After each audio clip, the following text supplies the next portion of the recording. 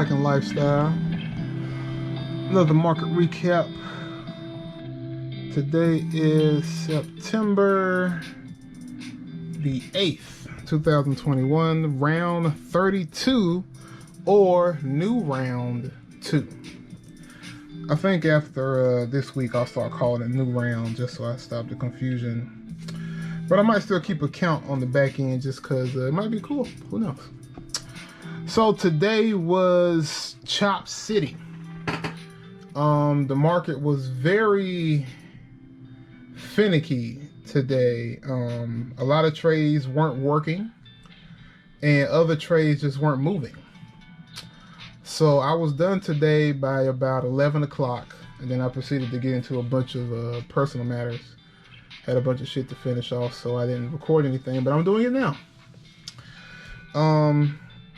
I decided to stop writing down my watch list, mostly because I tend to only trade about 10% of my watch list. Like if I have 10 trades I'm watching, I might only trade like 3. So let's say 30%. I only trade about 30% of my list. So instead of me watching so many trades, I'm going to, going forward, make sure I only have about 9 or 10 stocks I'm watching. And then I'll only write down the ones I actually take. Because if it's on the watch list for the day and I don't take it, then it'll be on the watch list for tomorrow. So for the sake of, what's the word? For the sake of, what's the damn word? For the sake of continuity, I'll just write down what I did today. So today I took 5 tickers and traded them 7 times. Actually, I think it was 8 times. Yeah, 5 tickers, 8 times. And I'll give you my philosophy on each one as I go. AT&T.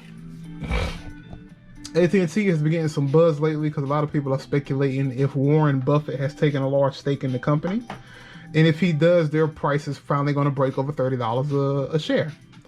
For those of y'all not in the know, AT&T never, I repeat, never breaks 30 for more than like a couple days. AT&T is stuck between 28 and 26. Matter of fact, I'm going to say between 27.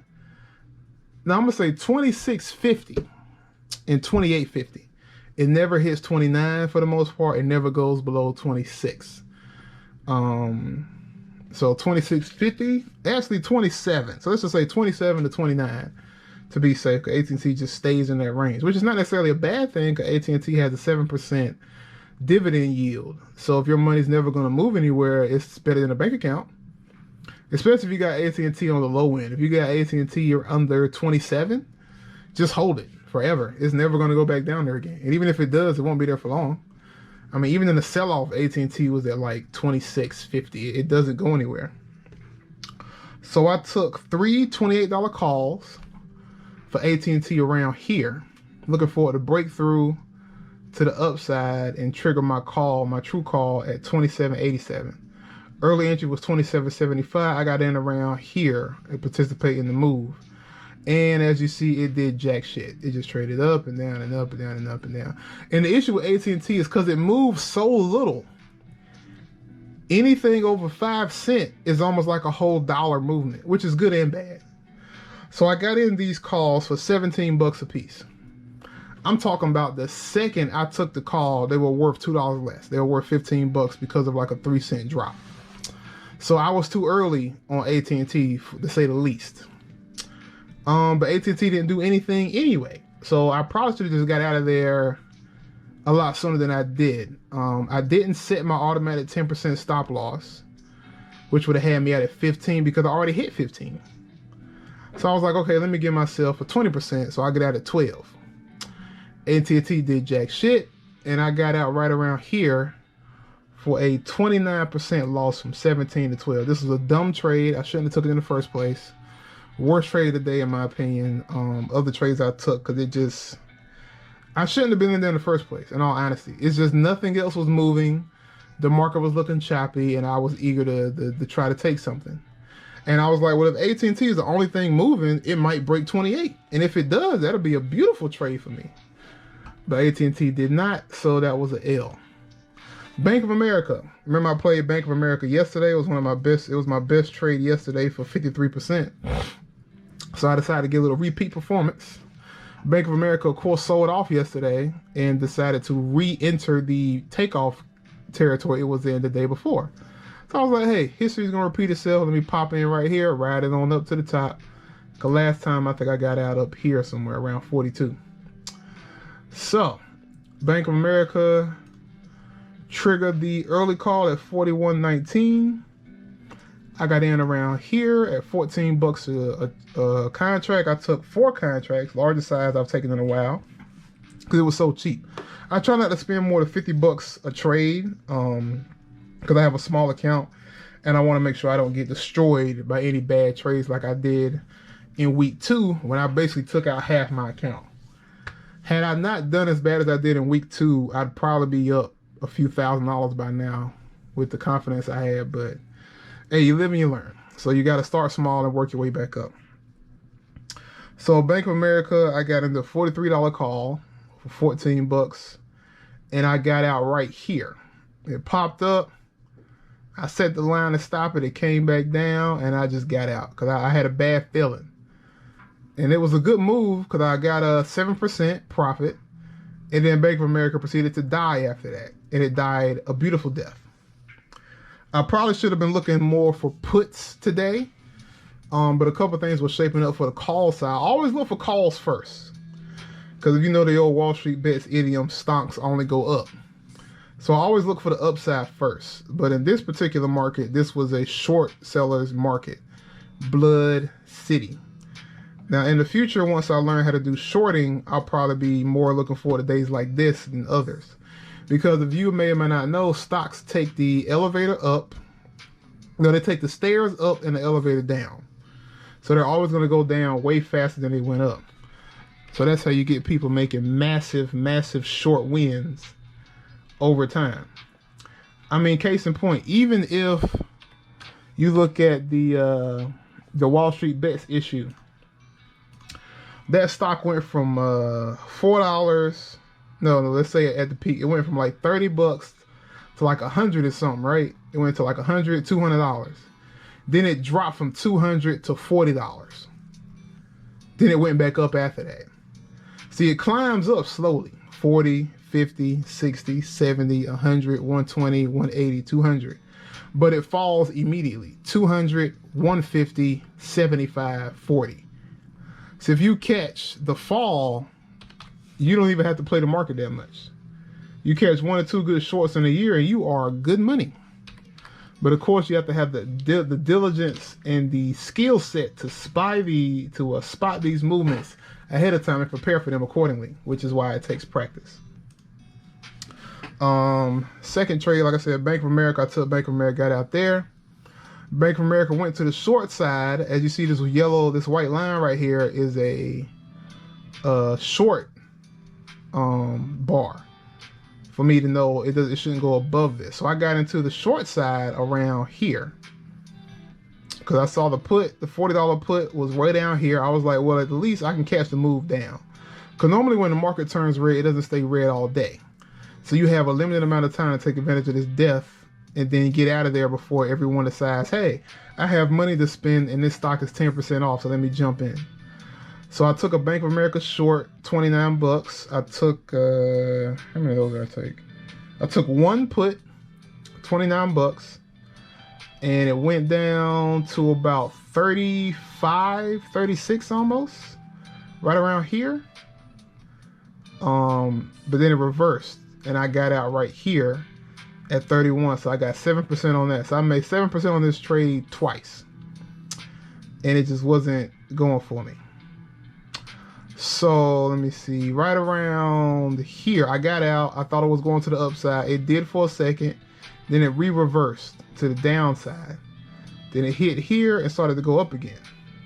So I was like, well, Bank of America was the only stock at the time showing strength. So I'm like, well, maybe it'll reverse since this market's going up at the moment. Let me get into a long call way ahead of time to the top. So I got into a higher call. I got into I think it was a 42 call instead of a 43 for 25 bucks. Looking for it to go all the way back, but it did not. So it went up for a second, returned, and I got out right here. I barely was in there long. I got out for a $1 loss of 4%. So I made 7% twice, so that's 14% up, 4% down. So I'm up 10% overall, percentage-wise, on Bank of America. But I'm already down 30% on AT&T, so I'm already in the red zone. Fubo. Fubo was Chop City. Fubo had some news this morning that they had a contract with the Mets for like sports betting or something like that. You know, Fubo is the big sport. Excuse me, Fubo and DraftKings are the big sports betting, sports-based companies. Oh, and Penn Gaming as well. So Fubo had the potential to go bananas, which is what it did earlier this week. If you remember when I missed it. Let's go to 10-day 4-hour. Right here. This $30 call right here, I missed it. And Fubo went crazy. Crazy. So I decided to try to take advantage of a little bit of the top side. And jumped into Fubo to try to see it break. I already see it broke the top of the brown information, so it should have been on the downside, which it definitely did over time, but at that moment it was showing a lot of strength and it had good news. So I jumped in here at 26 bucks. I got 3 contracts at 26 bucks, and Fubo ran up for a second and just died. I didn't have a good line. I should have picked a better line to stop it at, because Fubo was so volatile, any movement killed it. So I got out of here at 20 bucks a piece, so I lost 23%. I should have got out at 23 bucks, but I thought Fubo was going to reverse, and it didn't. That's my fault. I didn't set my stop loss right after I got in like I said I would, and I ended up getting chopped out because of it. And I tried Fubo again to the put side right here. I got into the put early, right around this part, to take it all the way down, because I knew Fubo could at least go all the way down to 28, which is what it did. But I was a little bit early on Fubo. I'm talking about maybe 20 minutes early. So I got in right around here, 29 bucks, and it reversed to the upside, and I got out right here for 25 bucks. I lost 14% on Fubo there. The problem was Fubo then proceeded to die like it was supposed to. And I think at the bottom, let me check. Let's do this right here. Fubo. And Fubo was a, what was it? $24 put. No, I moved up. I think I did a 26. Yeah, I did a $26 put. And I had got it for 29 bucks. Fubo is now at 40 bucks. So I would have got at least 30% had I just stayed in there, which would probably reversed all of my losses because I had a decent size. I had 3 trades. So that would have been, see, from 29, it would have been like $30 right there. Yeah. Yeah, that probably would have put me in the green, actually, if I would have caught that. Yeah, I'd be in the green if I caught this trade. That one trade is all it took for me to be green. That one trade. Getting out a little too early. And that's also a bad feel. I jumped in with the momentum, and Fubo was at 29. I should have got Fubo at 27. If I got Fubo at 27 when I was watching it, this wouldn't happen. So that's something I need to be a little quicker on as well. Even though sometimes I'm early, sometimes it's better to be a little early than a little late because you get a better price. So being early in this trade, I would have got it for 26, maybe 27 bucks, which is when it pulled back to 25, it would have been nothing. I would have been like, whatever, it's $1. And I would have had probably a higher line. My line might have been up here. Maybe another 5 or 10 cents above the line it was at. Because the high on this one was 29.34. My stop probably would have been 29.40. If I would have got in a little earlier. And then I wouldn't have hit my loss. I would have had a better price, and I'd be up 40 bucks right now. But you know, you take that moving forward. So Fubo was a choppy trade. I just got in a little too late. Macy's was the death of the day. I was watching Macy's to the upside at first. It didn't do anything. I got into the put around here, I think. Right around this part. $20 put, 21.60 trigger, and rolled Macy's on down to 21.04, and then Macy's bounced back up. By this time, the market was reversing and everything, so everybody was coming back up. I said, well, that's the end of the death. Time to come back. So I got out right here, but the problem was I had a bad feel. I set my price and I forgot to hit the middle button, which is basically it automatically gives you the price between the bid and the ask. And at that time it was 32 bucks.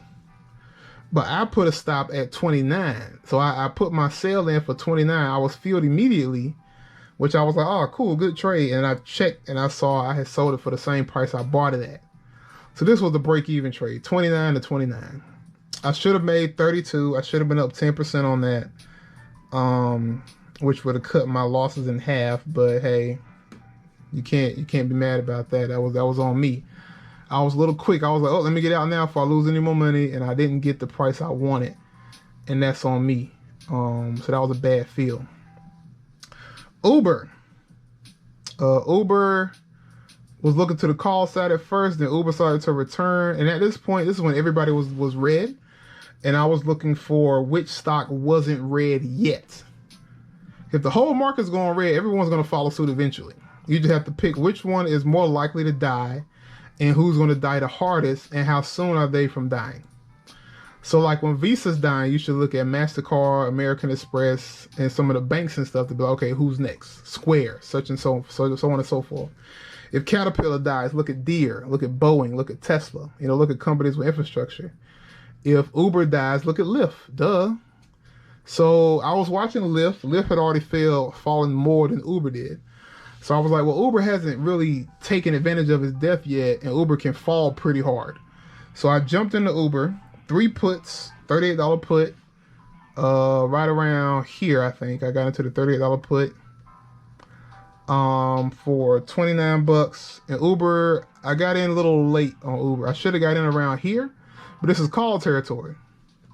Had I paid attention to the fact everybody was dying and I watched Uber a little bit closer, I could have probably caught Uber right here and took advantage of this original drop, because that volatility would have shot me up pretty good. So I stopped out. I got out right here for another break even. So 2 of my potentially good trades were break evens. Macy's was a break even because I set a bad price. Uber was a break even because I got in late. So I didn't lose any money, but I didn't make any money either.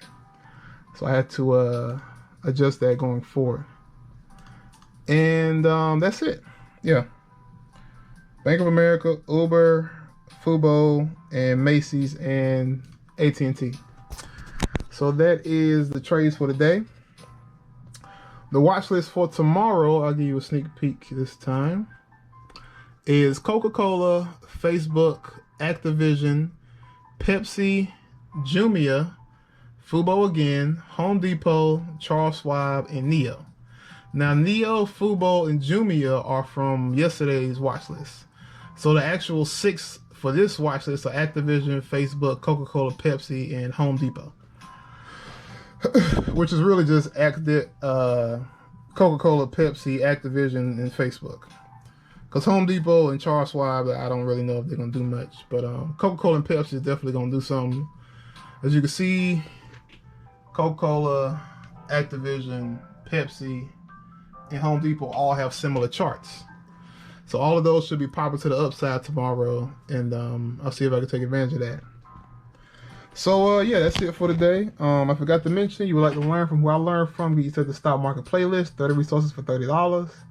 Link in the description. Check out my IG where I post lifting videos and market recaps. And check my Twitter where I do just market recaps. And get yourself some merch. Some Like and Lifestyle merch in stores now to a Teespring near you. If this bitch ever loads up. Well, while that's going, oh, there we go. Yeah, I got hoodies, I got tank tops, I got t-shirts.